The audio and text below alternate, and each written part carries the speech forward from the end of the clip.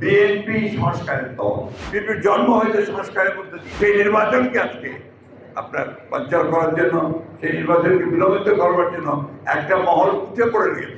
যে সংকট তৈরি হয়েছে, এই সংকট সত্যিকার অর্থে তৈরি করেছে বর্তমান অন্তর্বর্তীকালীন সরকার।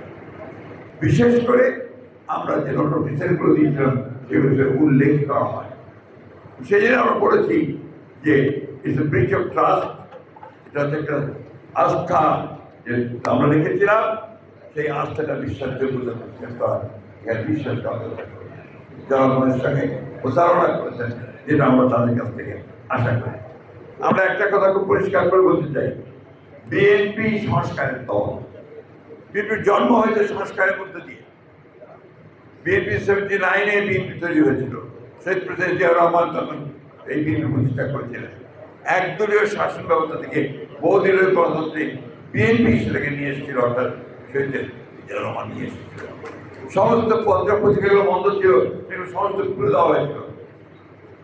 মানুষের যে মৌলিক যে অধিকার, সেই অধিকারগুলোকে প্রতিষ্ঠিত করা হয়েছিল এবং সেটা করেছিলেন শহীদ প্রেসিডেন্ট জিয়াউর রহমান।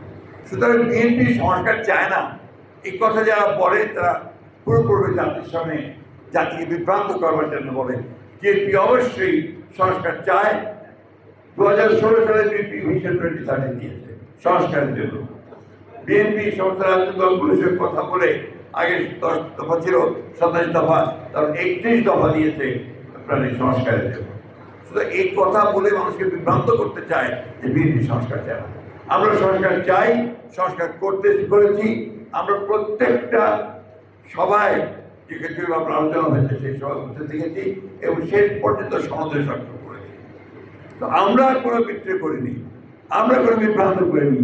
বিভ্রান্ত বিশ্বাসে আসে এই ঐক্যমত্য কমিশনের যারা দায়িত্বে আছেন তাদের কাছ থেকে এসেছে।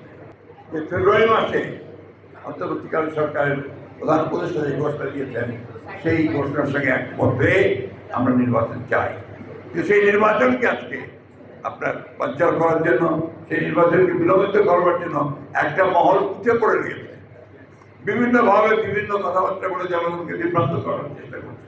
কিন্তু আমরা খুব পরিষ্কার করে বলতে চাই, গণভোট নির্বাচনের আগে করার কোনো সুযোগ এখন আর নাই। নির্বাচনের দিনই গণভোট হবে, সে কথা আমরা পরিষ্কার করে বলেছি। সেখানে দুটো ব্যালট থাকবে, একটি ভোট গণভোটের জন্য, আরেকটি হচ্ছে জাতীয় সংসদ নির্বাচনের জন্য।